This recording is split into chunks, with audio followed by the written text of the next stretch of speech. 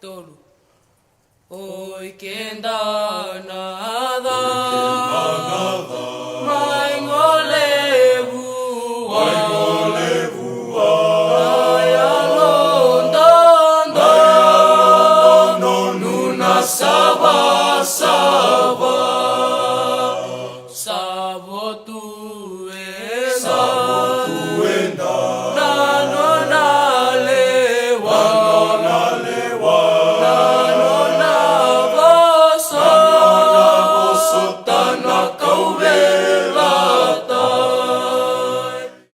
Bulavinaka, good evening and namaste. You're watching Fijivillage Straight Talk. I'm Vijay Narayan. We are outside the studios again for the whole of this month.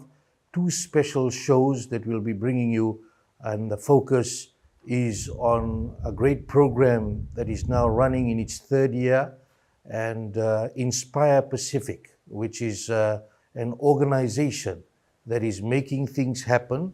A group of young men who have decided that they want to make a difference and make it count by having real impact on the young men in Fiji. Now, this is a story 2 years in the making. We first had Ben Morrison, the founder of Inspire Pacific, come on our show in 2023 and talk with the Minister for Women, Children and Social Protection about the challenges that our country is facing. 2 years on, we'd like to thank you, Ben, for accepting our invitation to come on the show and also finally opening the doors for us to come and see your program here. Thank you, Vijay. Naka. It's a privilege to take this story out around Fiji and to the world about Inspire Pacific and what it has been doing. We are at the Inspire Pacific Village in an isolated place past Lomawai in Namata, Nandronga. But what a view it has with the sea and the greenery all around it, and a group of young men in this program called Tagane. Before we go into the program and talk about that, what has been your motivation? I've been told, Ben, that you have gone through an experience that motivated you to do something special for our kids here in Fiji. Thank you, Vijay. Well, first of all, thank you for allowing us this opportunity. It's an honor and a privilege for us to have you and to be able to be a part of this program and to highlight what we're doing in Inspire Pacific. I think when it comes to motivation, well, first of all, the biggest motivation is I was a young person at one point. I'm still fairly young, but I understand the struggles of being a teenager. I understand the struggles of being a young, not just a young boy, but a young Fijian boy, especially in a world that's ever changing here in Fiji. But also, more so, I understand what it's like growing up with drugs and being involved in drugs, in something that I was involved in at a young age. I was in America for the earlier portion of my teenage years, from about 11 years old to 17 years old. I was studying in America and did middle school and high school, and it was in that period that I got introduced to drugs and the influence, peer pressure. So I understand the struggles and the sort of motivations towards taking drugs. I came from a very well-off family in terms of teaching, and my parents did their best to train me. But you know, young people, we live in an environment where peer pressure is so strong around us, especially in America. For those who grew up in America, it's not easy to be able to live what you have been taught. So that was my experience. It's been a long journey. It wasn't easy, and but I thank God that I was able to come out of it, and a big part of that has been God. So, yeah. What made you get into drugs? For me, leaving Fiji and going to America, I had to try to fit in. I was a young Fijian boy, absolutely culture shocked in the States. And I remember the first year, middle school, 7th grade, 8th grade, I was bullied in school. And because I was bullied, I had to try to defend myself. I was one of 2 Fijian students in that school. So you can imagine how isolated I felt. So I had to fit in. And the crowd that I fit in just so happened to be the crowd that was involved in drug activity. So at the cost of me finding some sense of belonging and safety, you could say, I was introduced to drugs. And, when you're that young and your friends, everyone's doing it, you end up just going along and doing it. And so that's sort of how it happened. So I guess you could say partially it was bullying, me trying to find a group that I could fit into. And I think that's really one of the main reasons that young people today get into it is peer pressure and trying to find a group that they can belong in. And how old were you when you started on this habit? And you said it eventually you decided to leave. Definitely it did not end well, but what made you, I think you were about 14 when you started doing drugs, but what made you say, I cannot continue doing this? Yes, I started around 14, 15. I even got caught up in a little bit of gang activity after moving down to California, especially in Oakland, Santa Rosa. I did high school out there, and so we were surrounded by gangs in California. And so again, peer pressure, getting involved in the wrong group, and because you're involved in it, you have to sort of fit in. So got involved in it, came back to Fiji, and I brought this lifestyle back to Fiji.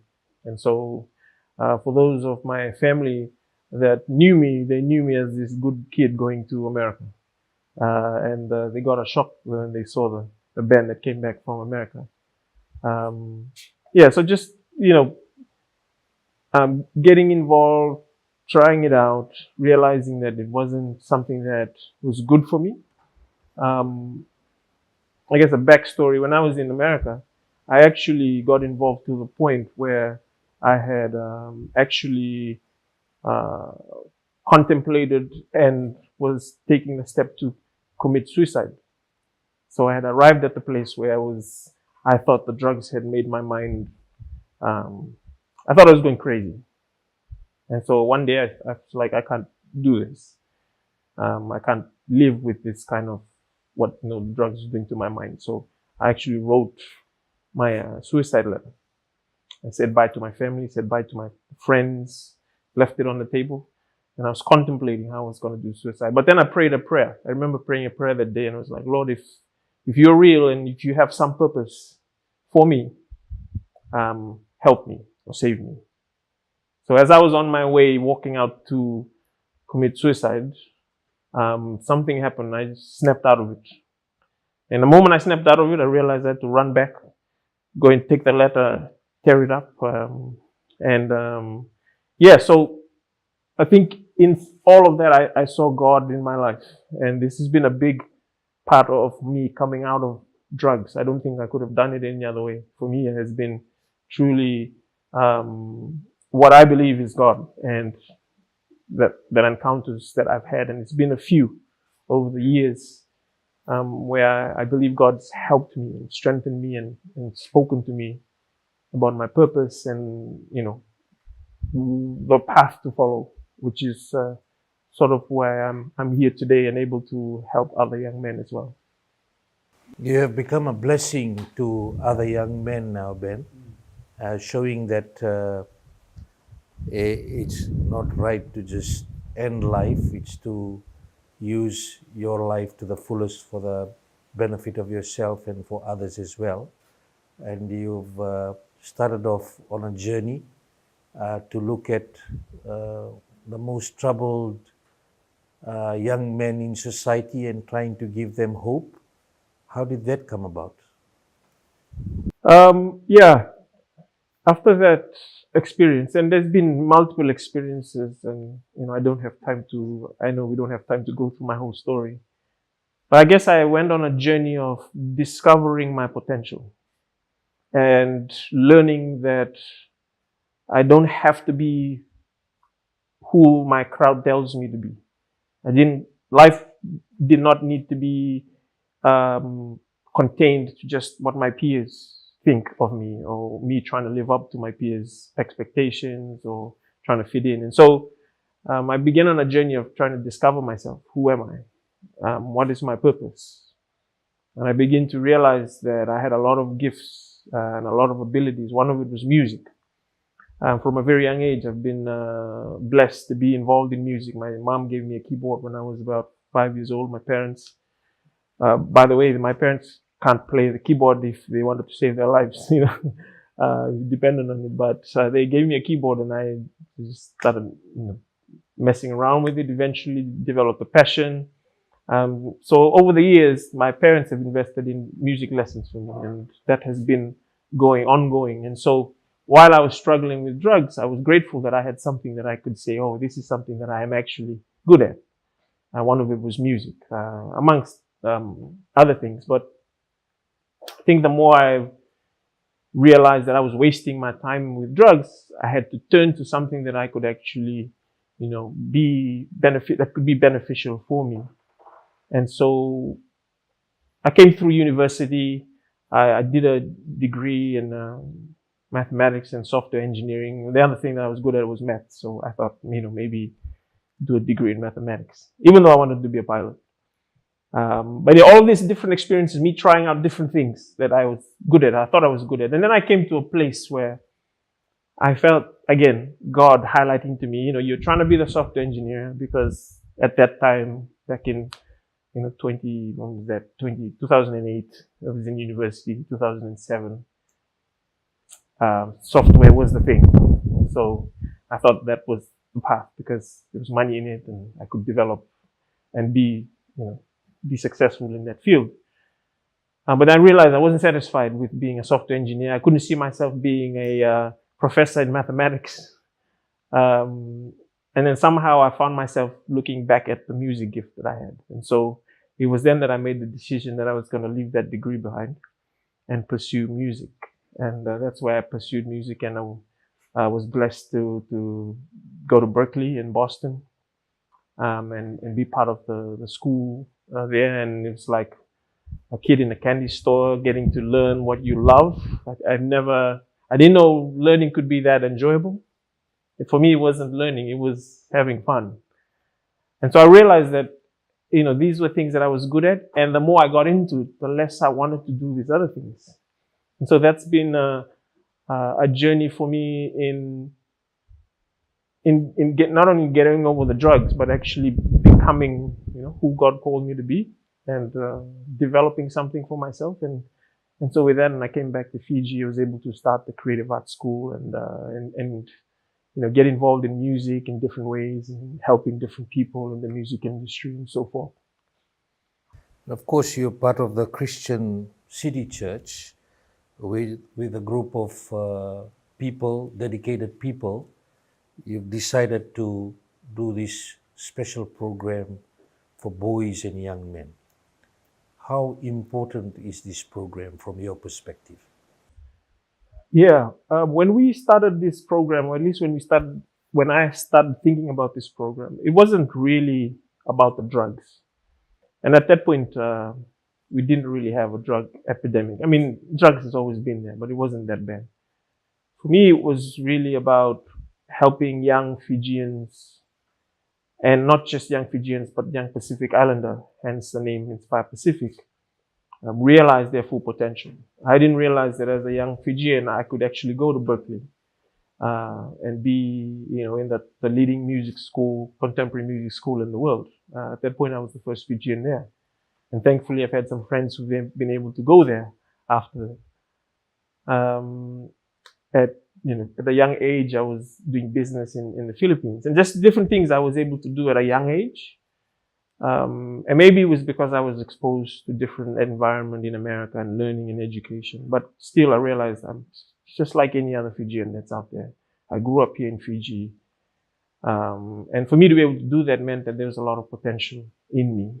In the environment that I grew up in with my parents and the support, even though I was on drugs, even though I was caught up in that lifestyle, somehow I find my way out of it and actually was able to step into my purpose and what I believe God created me to be and help in society. And so with that, I believe and that all young Fijians have that potential, and we could just dare to dream what that could look like if every young Fijian could begin to realize their potential. And so that was really the inspiration behind birthing Inspire Pacific, and then focusing in on boys, because we realized that a lot of problems were coming from boys.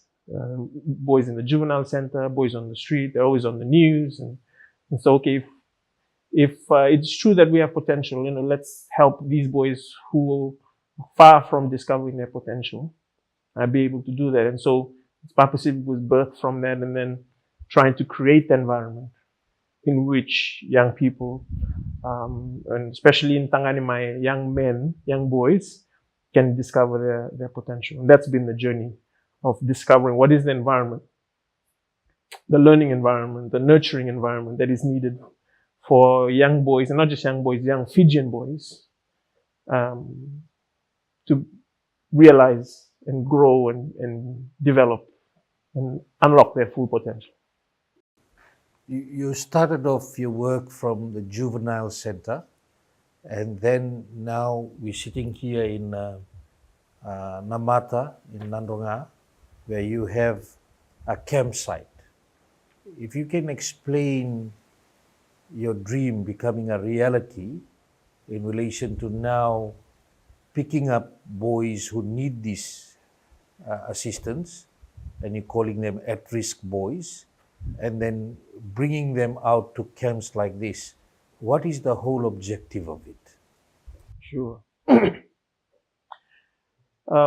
The thing that I realized when I look back at my life is that one of the most important aspects of me becoming who I am today is the learning environment that I was in, specifically at home, the environment that I was in, that I was being nurtured in, that sort of planted seeds that shaped the mindset that I have today.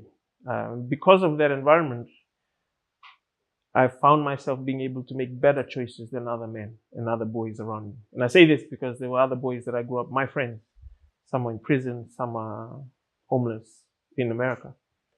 Some are in mental asylums, and some have lost their lives due to gang violence and drug war and all of that.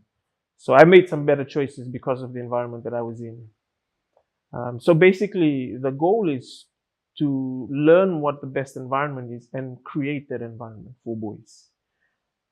Environments that will help to nurture them. And so one of the important environments, especially when you're dealing with boys who say are involved in drugs and addicted to drugs, is you need an environment where they can detox, where they can come away from the influence, totally isolated, so that they can begin the journey of recovery. And for us, this is the ideal environment. It's not just ideal in that it's isolated, but it's ideal as well in it's nature-based. It's nature-based. And as you know, Fijian boys, we love nature. We're not classroom. Our favorite subject is lunch, as we go outside and play rugby. That's Fijian boys. And so this place is sort of ideal. It's the best environment for that purpose. But we also don't just focus on the outdoor natural environment, even the learning environment within the classroom and within the home itself. We've tried to replicate a loving home family environment around these boys and the young men that we work with as best as we possibly can. Because it is, again, that home, that loving, that nurturing environment that boys find their sense of belonging, that develop trust. And then they can then begin to be corrected to change. I was just sharing with one of our facilitators. It's hard to teach someone when they don't trust you. So we're trying to teach a lot of these boys. We're trying to tell them, hey, get off this, don't do this. But that's practically impossible if there's no sense of trust or belonging. So we try to create an environment where the boys can come into a place, develop a sense of belonging, genuine trust, genuine recognition, where they're heard, they're seen, that we say we understand them, and they can sense that from us genuinely. And from there, we journey with them towards recovery. And in this environment as well, we try to make it as tailored as possible. We realize that every boy, we can't just treat every boy the same. We all have different stories, different backgrounds, and so the need is different. So we try to provide individualized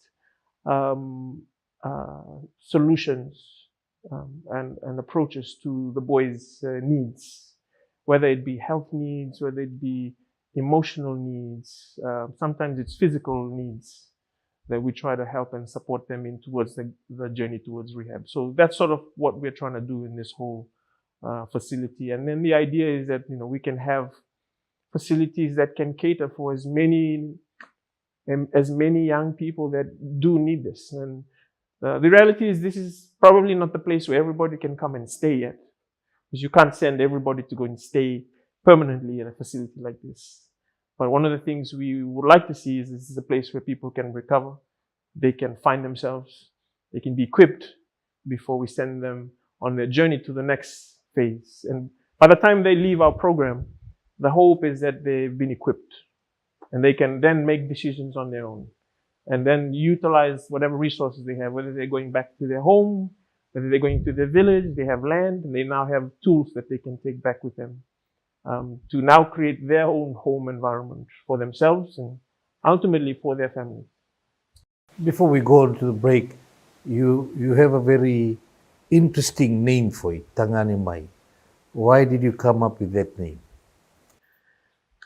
Well, first, because I'm a Tagane, but really it's Tagane Mai is about calling Fijian men and ultimately Pacific men to rise into their full potential. And not just full potential, to become men that will be able to serve a role that's beneficial and healthy and positive towards society as a whole. Being connected to that name as well is the redefining of what it is to be a Tagane. And I know we have different concepts what it is to be Tagane. And many people when they hear Tagane Mai, some might have, you're encouraging toxic masculinity, but that's not what Tagane Mai is about. Because we start off our program with beloved son. That's the first phase. We teach men that you can't be men if you're not sons. And to be a son means that you belong, you honor, you respect, and you love. And the first part of our program is learning about forgiveness. And we do a very powerful thing where we have our boys' fathers come onto the program, and we try to create an environment where they can genuinely reconcile and come into a place of forgiveness. We can drop the macho facade and be vulnerable and be, be open with each other. And so there's a lot of tears that happen here. So, we're not just about raising macho men. We're trying to raise men that are healthy. We believe that our men don't just have to have this, macho Fijian rugby facade. Not everyone's going to be a rugby player. And that it's okay to cry. It's okay to talk about your needs.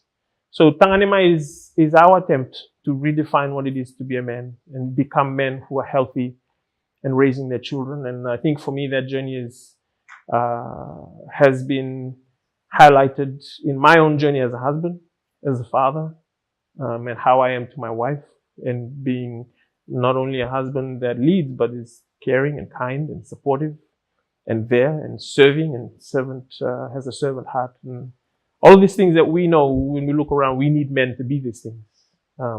So that's the idea behind Tagane Mai.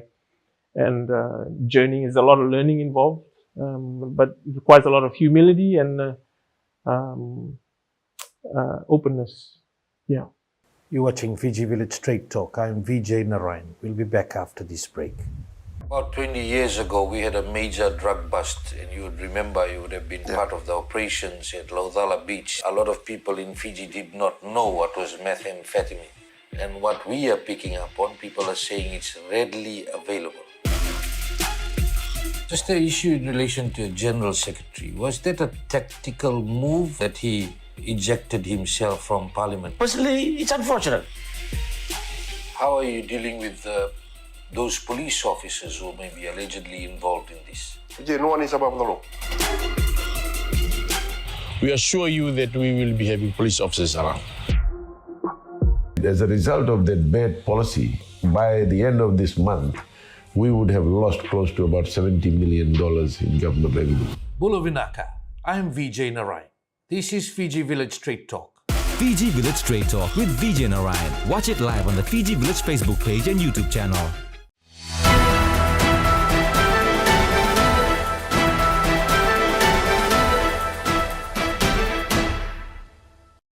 Welcome back. You're watching Fijivillage Straight Talk. I'm Vijay Narayan. We are here in Namata in Nanronga and at the Inspire Pacific Village where they are currently running the Tagane Mai program.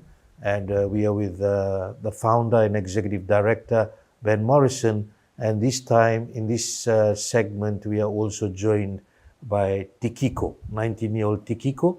Tikiko, how are you doing today? I believe you are from Ra. What was when you were growing up? I heard that you had difficulties. You did not attend school at all. And why didn't you attend school? You didn't get the chance. Why didn't you attend school? Well, tunabuno baki siniwe bulikina adok simuna onongo. Ulta ngoni mai wama buati kinungumbula. Wamimbi wana smoke. Sa siniwe focus kina wana buli. Sabi kanta baktunga taltuana geng so muria ka pabuna meu siniwe buli. Uli mbuta kusara atara Juvenile center. How old were you when you ended up stealing and going to the juvenile center? Ikaw yung bakivida? For 17. 17. 17 years old. Ben, how difficult was it? You first of all, Tikiko was he decided not to go school from the very beginning. Has never attended school. How difficult was it to then turn him around to be now a peer mentor for the program? Yes, well, I know it's been very difficult, and this is the first time to Tikiko sharing this story. But it was not so much difficult in the sense that we couldn't teach him. It was more difficult in just getting him to believe that your grade level or what school you went to is not everything about your life. There's more to life than just whether you finish school or not. And so that was part of the journey for helping develop his self-confidence and believe that there's still a purpose and he didn't have to be involved in what he used to be involved in, which is now actually his story now. He's been helping a lot of boys because of what he's good at now and what he's confident in now. Tikiko, if you can explain when you were in the juvenile center, what was going in your head? Well, when I was in the juvenile center, I was in the warung valley. And in the warung, I was in the kumada. Lagu mana juvenile center o waksam sa valley. Na vikando tu nung fada kinung kumada. Bukeu sarang kina meu mas lolo meu do warung talang. Mana ulak ini tumba o mani biso tao nung kumbul. Meu muria na nguncal binak. Mau kuni kanta waktal smoke si yang bensin kawa mani biso. And how did you go through the Tagane Mai program? Au kumebana juvenile center lakuin no pasta bendan singa le tursar nana kalas interview tiga saroka watarungau mani mateni tamata meu wasabu ko kinana nunggu liang ketutup. Au mani mekau sanggeti ko meu open Au mani suka mitumba orto suritio sara meu lakukan di huli wan orto korwul. Orto program meu lakukan mili orto tareu wan orto kanikalas. At that time, what was something that was affecting you? Nunggu lenga au wasabi pastabian balta nunggu lenga undo sindu wasya mana matini ngona terang kina pastabian nunggu wasya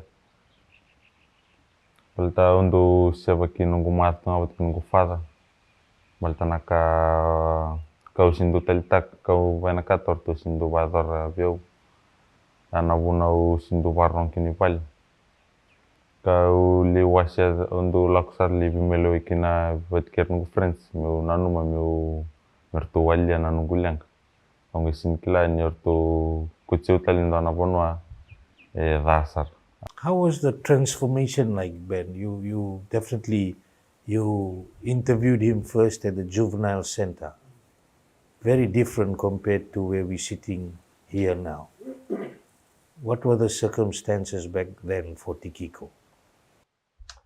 Well, I think first I have to mention that when you talk about transformation with boys in general, it doesn't happen overnight.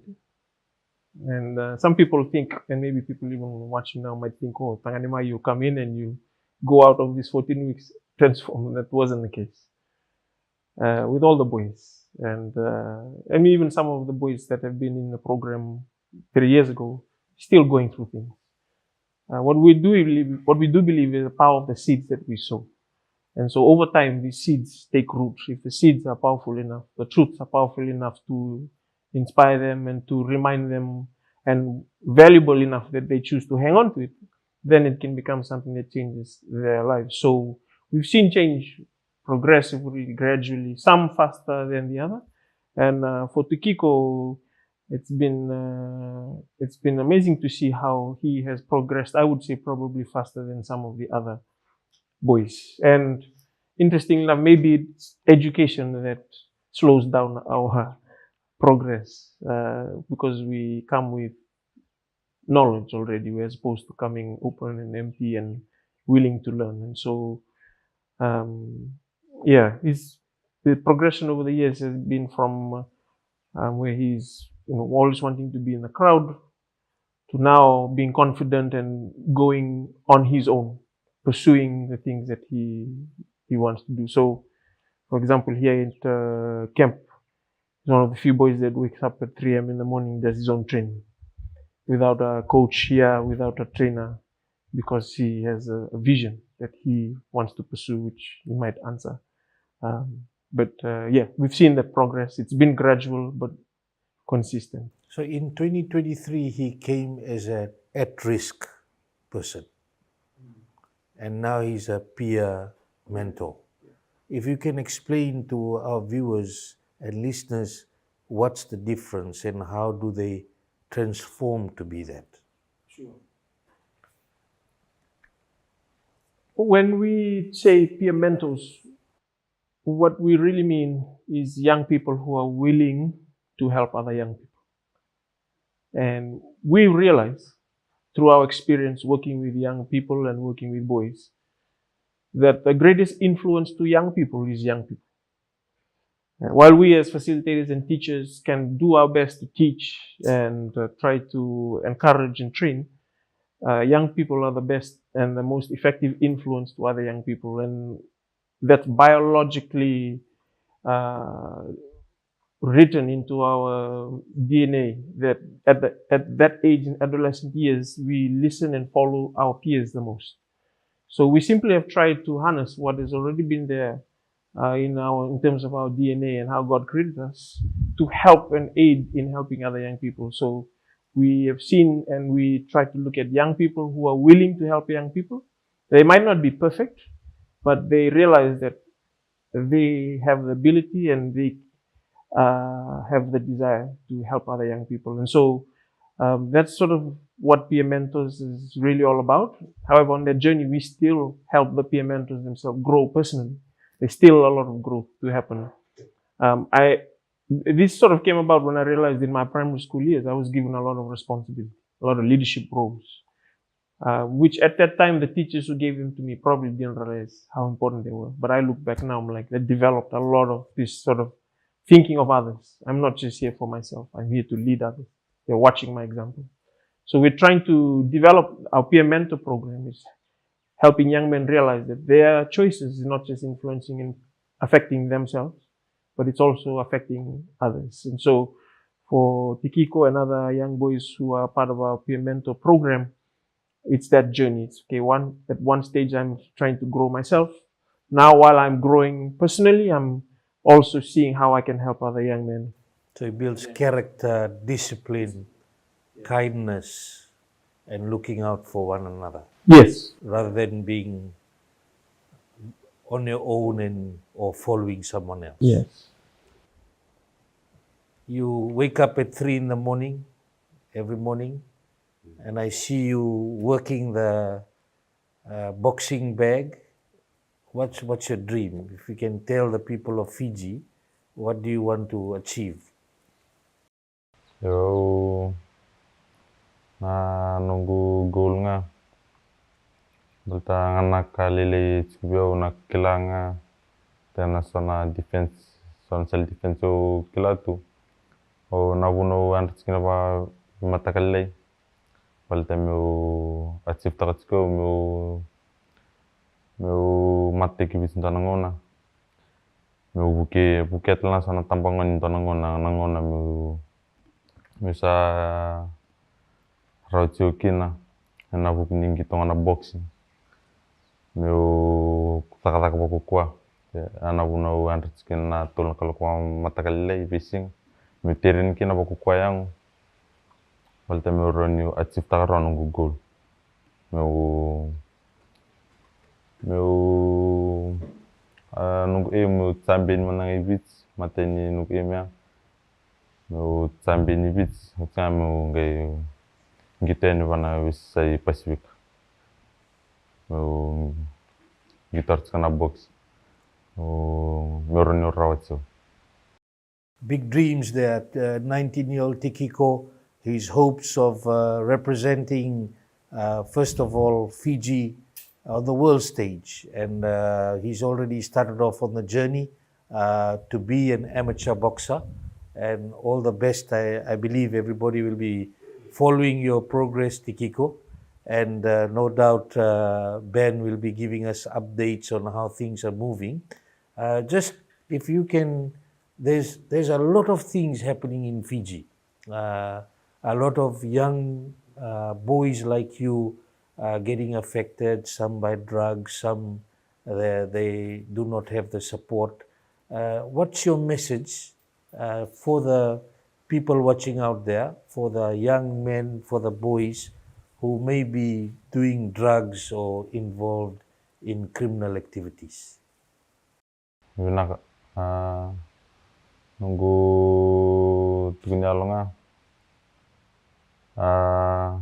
balitanga na nunggu kas ureta sana bekai malum nunggu kas tanga turi drugs tanga mai nunggu nona malum au pasanga meu babi naktak meron kuni lakop lam na struggle se na bingun sale porpora ru lakop mai nunggu ba family mi sa dona puna bina kami me adavana merto na lubengu merto misa tuna pal na kakede nunggu dreams ngone meron babi naktak sana pat ni mol mkinir nungkas ana buno takakina bakwa birna tambangon untuk bal ngati kiranga vikalilenga tubiko na vikakede kokila mo takaka kina bakwa no mingu ange buki kina kalu se sambe sonum support maslaka na kalu retsiko kana yalo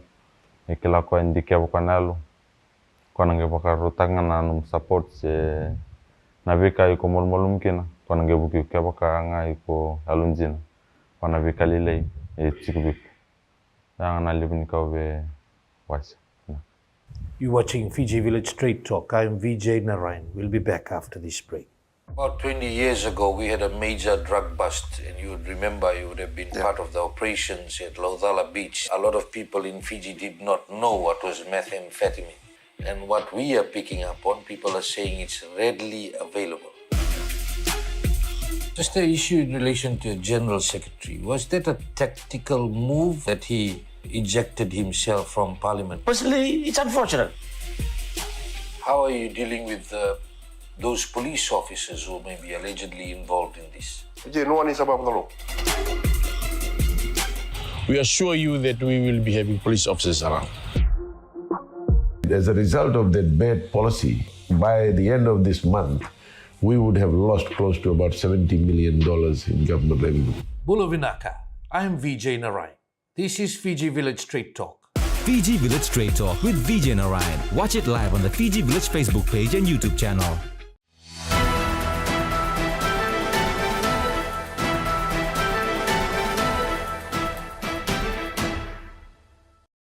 Welcome back. You're watching Fijivillage Straight Talk. I'm Vijay Narayan. We're here with Inspire Pacific founder and executive director Ben Morrison. And what a story before this, Tikiko, from being an at-risk person in the society to now a peer mentor for other young men, being part of the program, one of the most successful ones, and now having big dreams in even representing Fiji in boxing. And we'll be watching that space, as I've said earlier.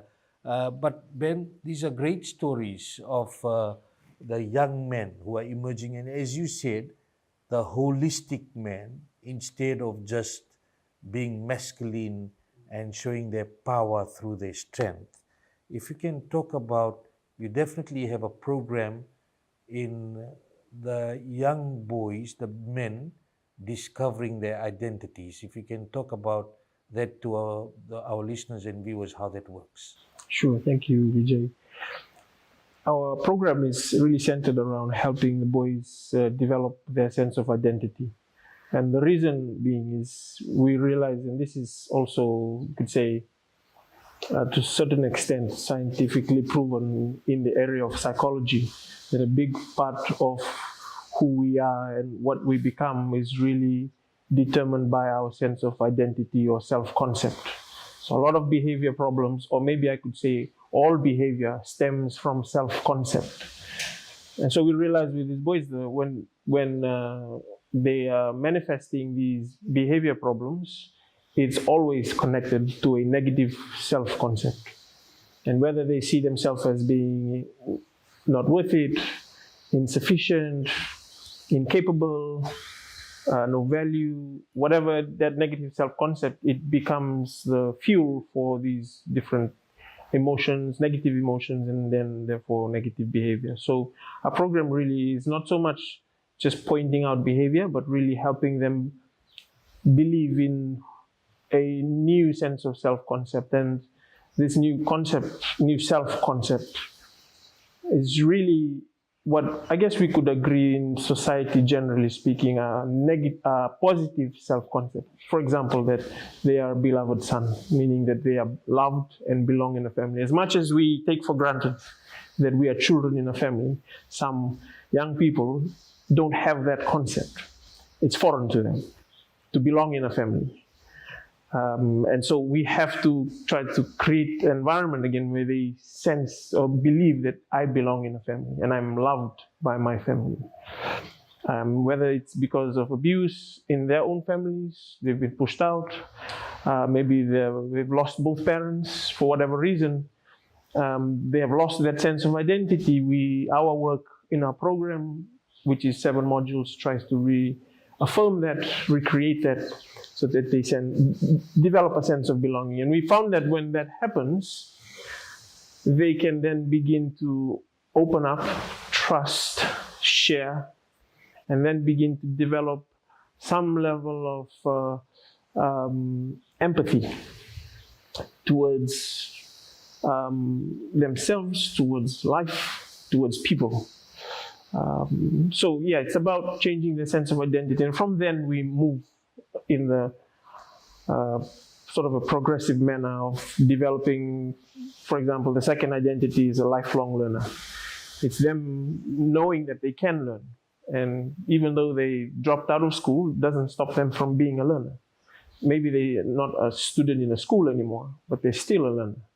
And helping them understand and believe that, hey, I'm still a learner, I can learn. And I mean, we know there's a lot of successful millionaires who say they never went to college, some dropped out of high school. So obviously academic abilities is not the final say on what we become in life. But there definitely was a mindset that these successful people have. And it's a self-mindset, it's a self-concept that, hey, I can learn whatever I put my heart to and I want to grow in, I can learn that. So we try to help create an environment again where they develop this belief that they can still learn and grow in any field, any knowledge.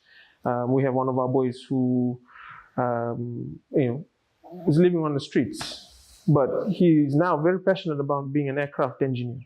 And who am I to tell him you can't be an aircraft engineer? Now maybe the education system might be complicated, but if we have the ability to learn, he can start on that journey and that progress. And I believe that that's nothing is impossible.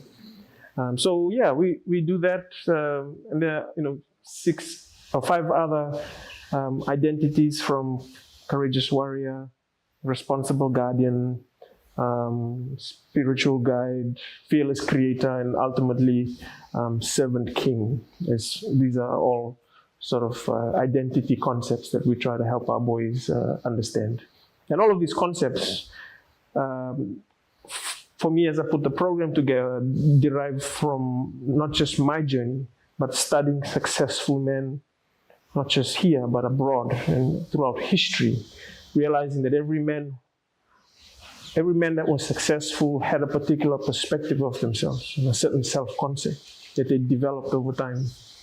And for me, all of this is grounded for me in the life and the person of Jesus Christ, who I believe encapsulated the completion of these sort of 7 self-identities, because he essentially was the son who is the king.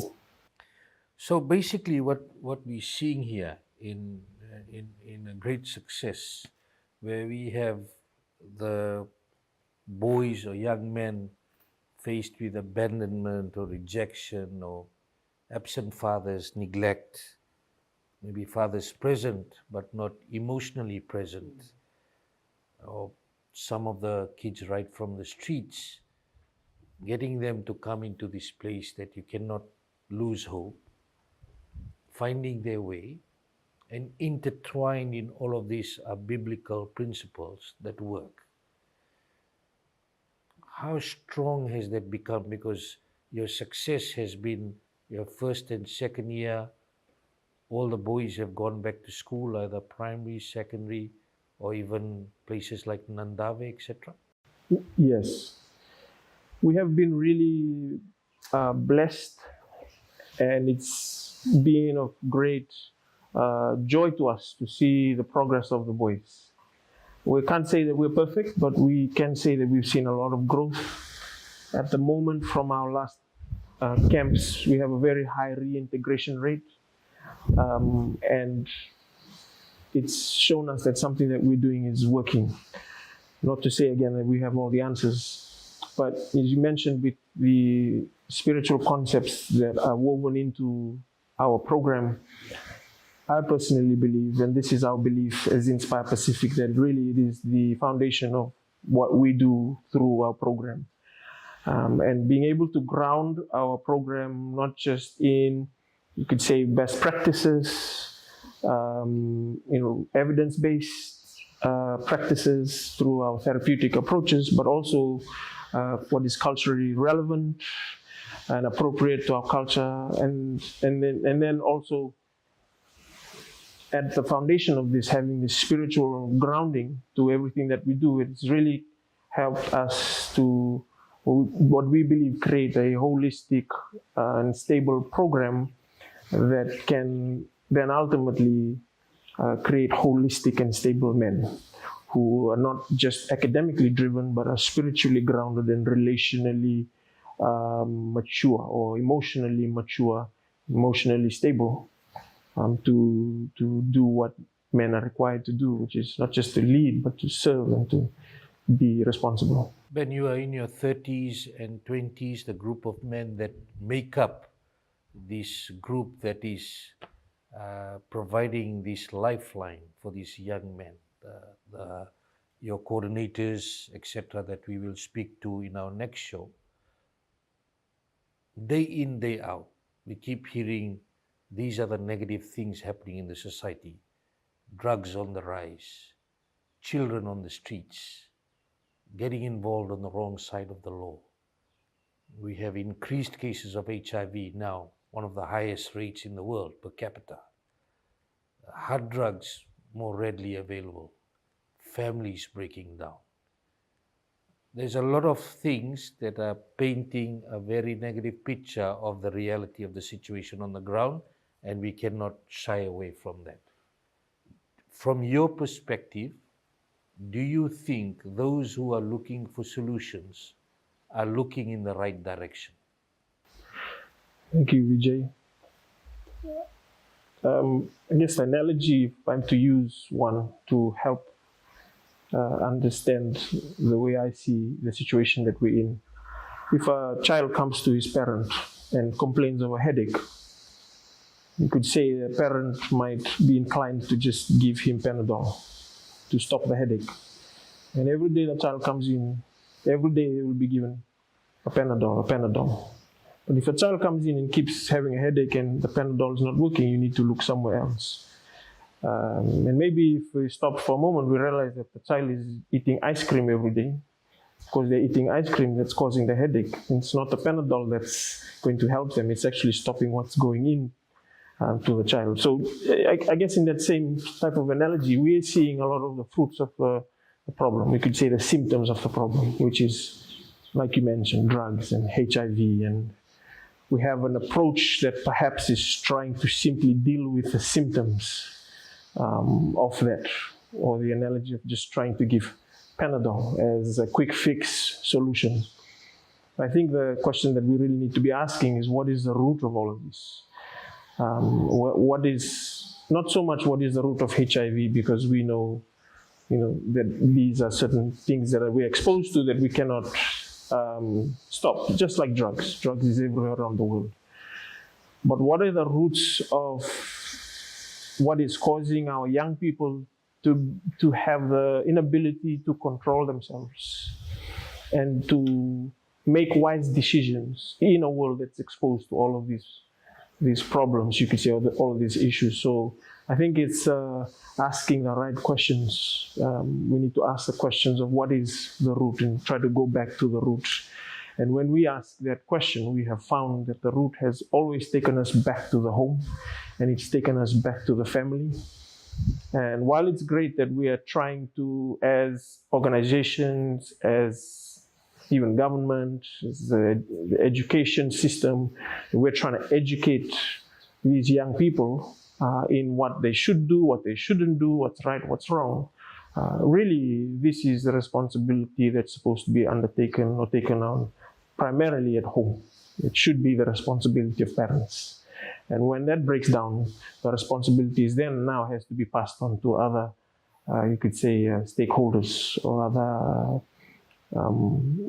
communities that are engaged with the child to try to shoulder that. And so I believe that we have to ask ourselves a lot of questions around how are we developing young people to become successful parents, successful in the sense that they can equip their children to make wise decisions in an ever-changing world, exposed to all the negativity, that we can't just say, we're going to remove all of these negative aspects out of Fiji, but instead, how can we equip our children? So I think that's the place that we need to be looking. And that's where we've been trying to tap into and see how we can play our part in developing parenthood in community. That's Ben Morrison, and we will remain at Inspire Pacific Village for a second show, and that will be coming out in the next fortnight. Until then, have a great evening. Samboko nada, mengaino